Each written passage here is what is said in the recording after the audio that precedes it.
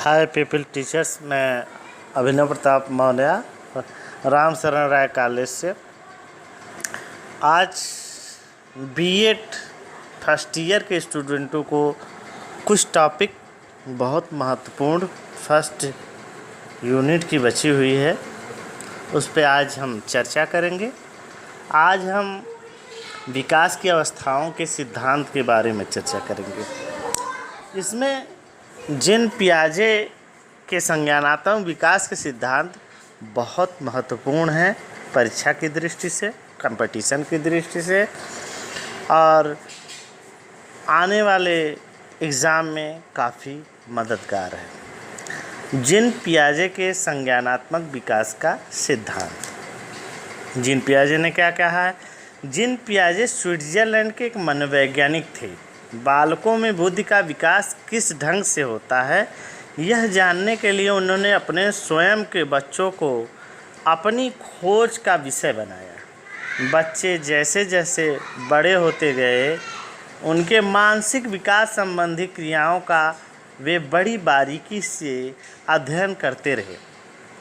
इस अध्ययन के परिणाम स्वरूप उन्होंने जिस विचारों का प्रतिपादन किया, उन्हें पियाजे के मानसिक या संज्ञानात्मक विकास के सिद्धांत के नाम से जाना जाता है। संज्ञानात्मक विकास का तात्पर्य बच्चे के सीखने और सूचनाएं एकत्रित करने के तरीके से है। इसमें अवधान में वृद्धि, प्रत्यक्षीकरण, भाषा चिंतन, स्मरण शक्ति और तर्क शक्ति शामिल है।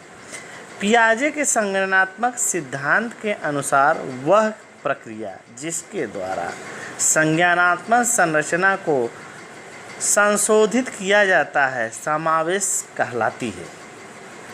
पियाजे ने अपने इस सिद्धांत के अंतर्गत यह बात सामने रखी कि बच्चों में बुद्धि का विकास उनके जन्म के साथ जुड़ा हुआ है।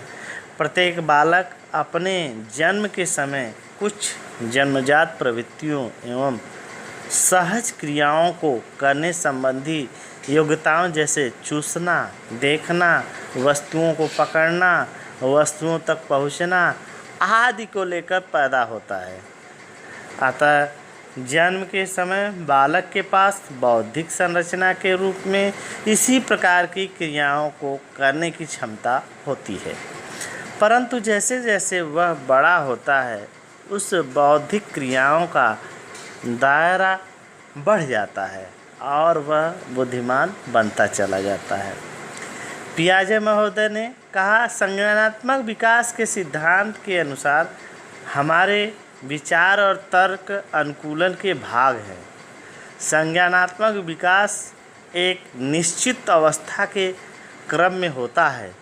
पियाजे ने बालकों में बुद्धि का इस प्रकार क्रमिक विकास अर्थात संज्ञानात्मक विकास को 4 अवस्थाओं में विभाजित किया है, जिसके नाम एवं विशेषताएं निम्नलिखित है, नीचे दिया गया है, जो बताया जाएगा आपको। दोस्तों, पीपल्स टीचर्स, ध्यान देने वाली बात है, इन्होंने जिस उम्र में बच्चे अपने क्रियाकलाप के माध्यम से, अपने अभिव्यक्ति के माध्यम से जो भी चीज़ प्रस्तुत करते हैं, वह कहीं न कहीं कॉमन चीज़ें हर बच्चों में पाई जाती हैं। इन्होंने इंद्रिय जननगामक अवस्था जन्म से 2 वर्ष, उस अवस्था में क्या होता है? इंद्रिय गामक अवस्था जन्म से 2 वर्ष, फिर रिपीट कर दे रहे हैं। इस अवस्था की विशेषता है कि मानसिक क्रियाएं इंद्रिय जनन गामक क्रियाओं के रूप में ही संपन्न होती हैं। जो भी मानसिक क्रियाएं होती हैं, इंद्रियां तो आप जानते ही हैं, और उन इंद्रियों में गामक क्रिया के रूप में होती है, सेंसरी मोटर के अनुसार होता है। भूख लगने की स्थिति को बालक रोककर व्यक्त करता है। जैसे बच्चा छोटा 2 वर्ष की अवस्था है, माँ लिए हुए है, वो बच्चा रोएगा नहीं तो इधर छटपटाएगा, तो इससे क्या होता है, माँ समझ जाती है कि बच्चा क्या है, भूखा है और उसको भूख लगी है, उसकी व्यवस्था की जाए। जिन वस्तुओं को वह प्रत्यक्ष देखते हैं उनके लिए उसी का अस्तित्व होता है। सामने जो चीज़ भी दिखता है उसी के बारे में कहने का मतलब इनकी चिंतन शक्ति उतनी ज़्यादा विकसित नहीं होती है। जो सामने दिखा लाल पीला नीला फूल खिलौने, उसी के बच्चे लेने के लिए, पकड़ने के लिए लालायित रहते हैं, कोशिश करते रहते हैं। इस आयु में बालक की बुद्धि उसके कार्यों द्वारा व्यक्त होती है। उदाहरण के लिए चादर पर बैठा शिशु चादर पर थोड़ी दूर स्थित खिलौने को प्राप्त करने के लिए चादर को खींचकर खिलौना प्राप्त कर लेता है। कहने का अभिप्राय, खिलौना देख रहा है बच्चा, वो नहीं पकड़ पा रहा, चादर को खींच रहा है। जब चादर को खींचेगा बच्चा, खिलौना नज़दीक आएगा, उसको प्राप्त करने की कोशिश करेगा। इस तरह यह अवस्था अनुकरण, स्मृति और मानसिक निरूपण से संबंधित है। अगला है पूर्व संक्रियात्मक अवस्था। पूर्व संक्रियात्मक, प्री सेंसरी मोटर। यह अवस्था 2 से 7 वर्ष के बीच तक होती है। इस अवस्था की विशेषता है, बालक अपने परिवेश की वस्तुओं को पहचानने व उसमें विभेद करने लगता है। कहने का मतलब, सामने की वस्तु, अगल की वस्तु, बगल की वस्तु देखकर समझने लगता है कि कैसी वस्तु है, क्या है, किस चीज़ की ज़रूरत है, मुझे नहीं ज़रूरत है, इस चीज़ों को वह समझ लेता है। इस दौरान उसमें भाषा का विकास भी प्रारंभ हो जाता है। जो ये 2 से 7 वर्ष की अवस्था है, इसमें धीरे धीरे बोलने की भाषा, बात करने की भाषा शुरू हो जाती है।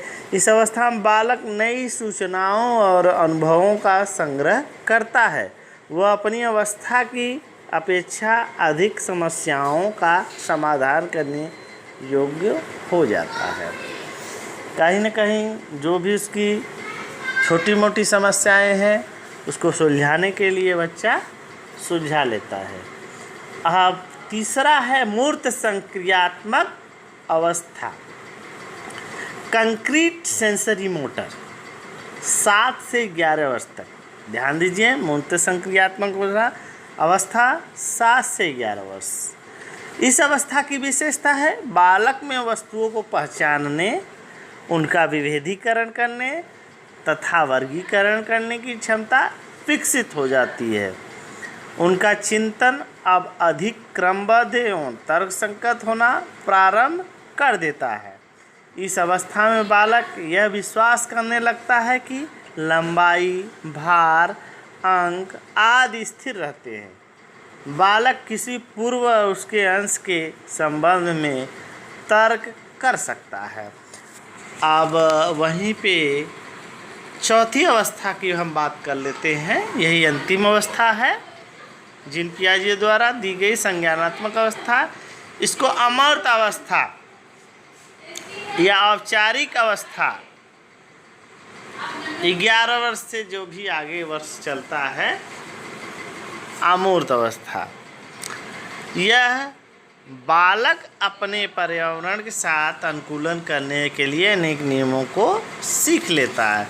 कहीं कहीं से वातावरण से सामंजस्य स्थापित करने के लिए वह अपनी कोशिशें करता है, लगातार संघर्ष करता है और वह अनुकूलन प्राप्त कर लेता है। यह अवस्था 11 वर्ष से प्रौढ़ावस्था तक की अवस्था है।